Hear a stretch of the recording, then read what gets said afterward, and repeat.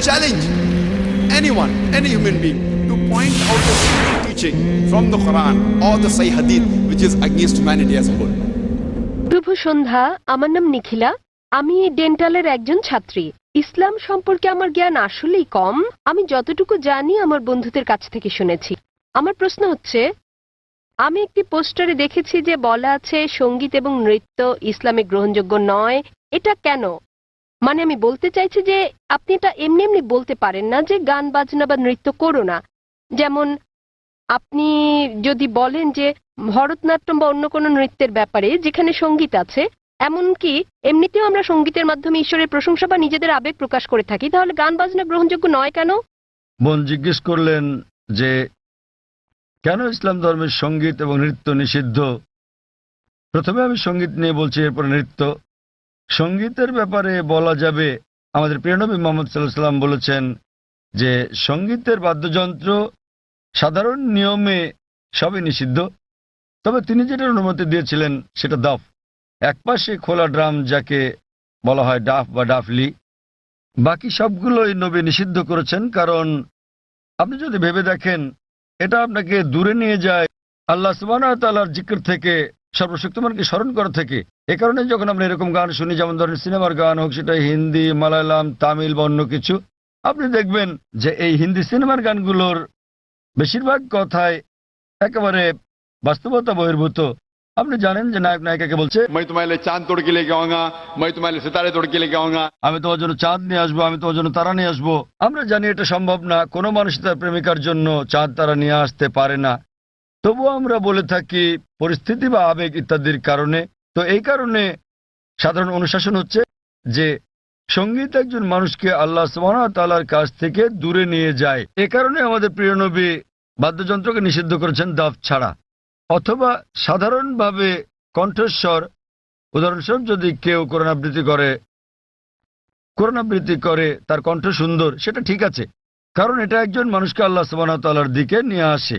নেপথ্য বাদ্যযন্ত্রের আওয়াজ থাকলে যদি এটা একটা বিশেষ আবেগের সৃষ্টি করে, তাহলে গান গাওয়ার ক্ষেত্রে এটা হচ্ছে মুবাহ, ঐচ্ছিক, যতক্ষণ পর্যন্ত গানের কথাগুলো নিয়ে যাচ্ছে আল্লাহ সুবহানাহু ওয়া তাআলার দিকে।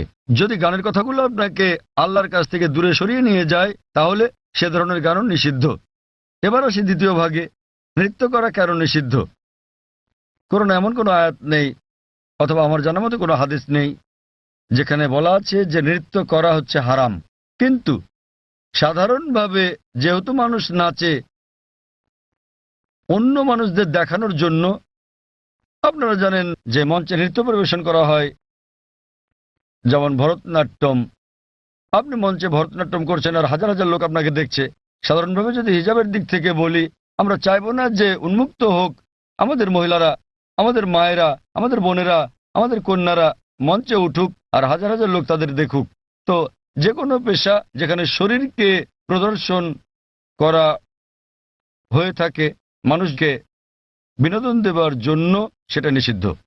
এই কারণেই মানুষজনের সামনে নাচা অথবা নাচ করা কোনো পার্টিতে যেখানে বিপরীত লিঙ্গের মানুষেরা থাকে, বেশিরভাগ ক্ষেত্রে নাচের নিয়মগুলো এগুলো ইসলামী শরিয়ার বিরুদ্ধে যায়।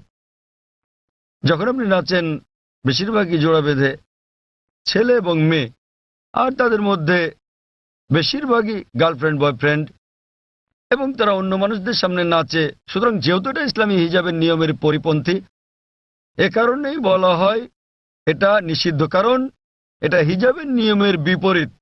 তাই বুঝতে হবে যে যখন নাচ করছেন, আপনি মানুষজনের সামনে নাচ করছেন, পার্টিতে যাচ্ছেন, আবার ঘুরে বেড়াচ্ছেন, আর না হলে শুধু স্বামী স্ত্রী মিলে যেভাবে খুশি সময় কাটাতে পারেন, যতক্ষণ এটা শরিয়ার বিরুদ্ধে না যাচ্ছে। বদ্ধ ঘরের ভেতরে স্বামী স্ত্রী মিলে যা খুশি করতে পারেন, যদি এটা কোরআন ও হাদিসের নিয়মকানুনের বাইরে না যায়, কোনো সমস্যা নেই। কিন্তু যেহেতু বেশিরভাগ সময় নাচ শরীরকে প্রদর্শন করে থাকে, এতে গান থাকে, নাচ থাকে, আপনি মঞ্চে উঠছেন না, লোকেরা আপনাকে দেখছে, তাই এটা শরিয়ার হিজাবের নিয়মের বিরুদ্ধে। এ বিষয়ে আমার ভিডিও ক্যাসেট দেখেন, ইসলামে নারীর অধিকার আধুনিক না সেকেলে, সেখানে বিস্তারিত আছে কেন আমরা মুসলিমরা নারীদের নিরাপত্তা দেই, ভালোবাসি, তাদেরকে কি চোখে দেখি। যেহেতু আমরা নারীদের ভালোবাসি, আমরা তাদের নিরাপত্তা দেই এবং আমরা তাদের প্রদর্শন করতে চাই না। এই কারণেই যে সমস্ত পেশায় প্রকাশ্যে গান গাওয়া বা নাচ করা অথবা মডেলিং এর ব্যাপার আছে সেগুলো নারীর জন্য নিষিদ্ধ। আশা করি উত্তরটা পেয়েছেন।